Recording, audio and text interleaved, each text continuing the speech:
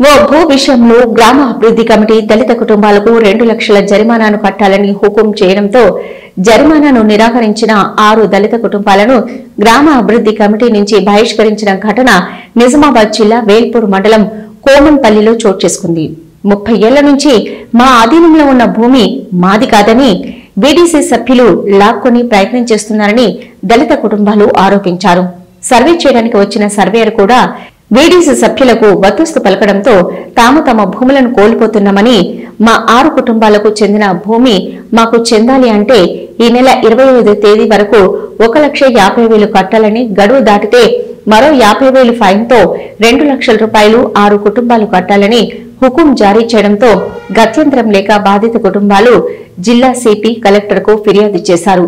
దళితులమని చిన్న చూపుతో కొందరు బీడీసీ సభ్యులు కావాలని తమను ఇబ్బందులకు గురి చేస్తున్నారని, తమకు న్యాయం చేయాలని డిమాండ్ చేశారు.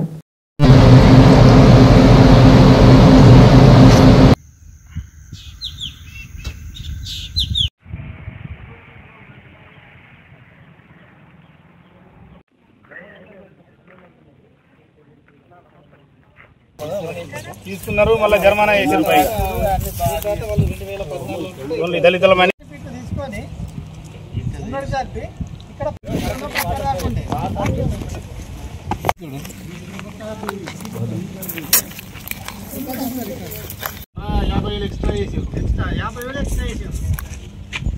అది పెడితే మళ్ళీ అది ఒప్పుకుంటలేదు. వాళ్ళు అది పెట్టి మంచి ఎవరు మాట్లాడారు వాళ్ళకి 1,00,000 రూపాయలు.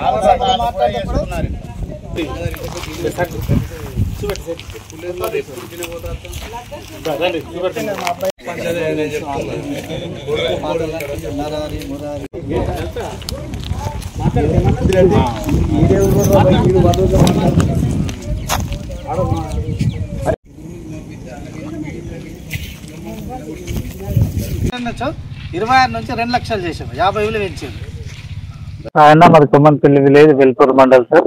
ఇక్కడ మేము 2005 లోపల పటేల్ జిఆర్ రెడ్డి గారి భూమి ఉన్నాం సార్. భూమి ఉన్నప్పుడు జిఆర్ రెడ్డి గారు మాకు ఏం చేశారంటే రోడ్డు నుంచి 33 ఫీట్లకు వదిలి మాకు భూమి అమ్మిండు. అయితే మేము 33 ఫీట్లు వదులుకొని మేము ఇల్లు కట్టుకున్నాము. దీని ప్రకారం ఏం చేశారంటే ఈ మధ్యన 2014లో ఇక్కడ ఇందిరామ ప్లాట్లు పెట్టారు.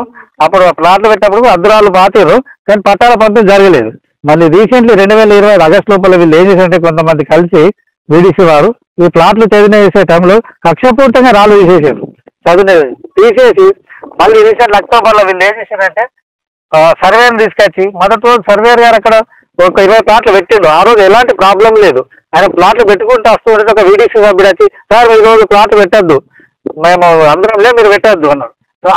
ఆ ప్లాట్లు పెట్టే రోజు కూడా సర్వేర్ గారు ఎలాంటి ప్రాబ్లం అంతా ఓకే అన్నాడు. పెట్టి వస్తుంటే మరుసటి రోజు నుంచి బీడీసీ వారిని ఎంటర్ అయ్యి కక్షపూర్తిగా మా ల్యాండ్ను అక్కడ 15 ఫీట్లు తగ్గించి ఇక్కడ 15 ఫీట్లు మా ల్యాండ్ వాళ్ళు తీసుకున్నారు. బీడీసీ వాళ్ళు తీసుకున్న వాళ్ళు మళ్ళీ దీనికి అదనంగా వాళ్ళు ఏం చేశారు, తలా 1,50,000 రూపాయలు జుర్మానా కట్టాలి. 25 లోపల 25 లోపల కట్టవచ్చు, మళ్ళీ దానికి 50,000 వేసి 2 లక్షలు కట్టాలి. మేము అనుకున్న ప్రతి నెల మొదటి వారం గ్రామ సభ జరుగుతుంటుంది.